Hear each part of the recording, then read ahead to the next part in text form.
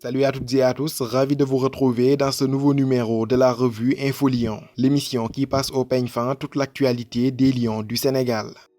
Au sommaire de ce 37e numéro, cap sur les performances des Sénégalais en Europe ce week-end où ils ont été nombreux à briller de mille feux. Ensuite, nous reviendrons en détail sur la blessure de Lys Mousset Mendy qui pourrait le priver d'une première sélection avec les Lions du Sénégal. Comme à l'accoutumée, on bouclera ce journal par une brève revue de l'actu mercato.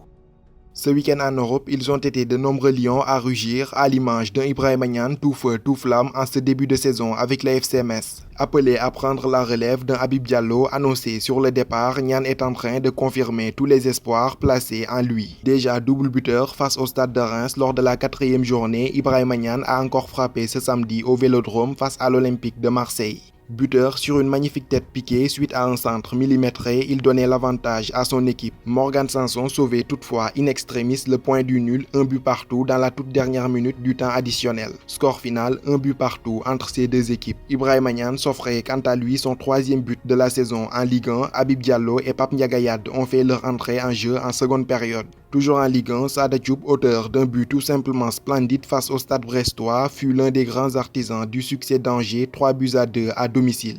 En Belgique, le FC Bruges est venu à bout du cercle de Bruges lors du grand derby de la ville. Crépin Diatta avait d'ailleurs donné le ton de ce match avec un but dès la 22e minute. Le cercle de Bruges égalisera par l'intermédiaire d'Anthony Moussaba avant que Simon Dely n'offre la victoire aux champions de Belgique en titre. Le Sénégalais et sa bande s'imposent 2-1. Crépin Diatta s'offrait quant à lui son 2e but de la saison en Jupiler Pro League belge. Toujours en Belgique, malgré un but de Mamadou Fall, Charleroi a dû se contenter du point du match nul, un but partout sur la pelouse de Mouscron. En Super League turque, Mambiram Diouf a débloqué son compteur but avec son nouveau club Hatayspor lors de la réception de Kassim Pacha. Auteur du seul but de la rencontre, à la 57e minute, il a offert une courte mais précieuse victoire à son équipe 1-0.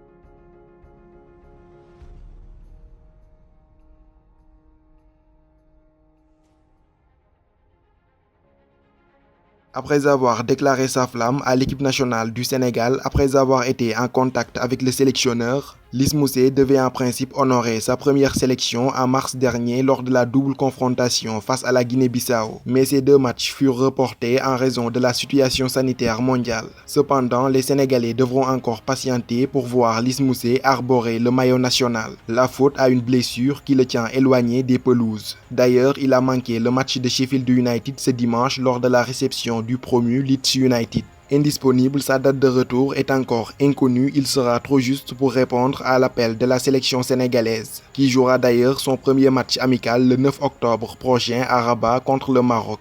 Lys Mousset ne sera donc pas de la partie. Pour les infos mercato, Alfred Gomis sera le successeur d'Edouard Mendy à Rennes. Selon les informations du média L'Équipe, le Stade Rennais et Dijon ont trouvé un accord pour la vente du gardien sénégalais de 27 ans.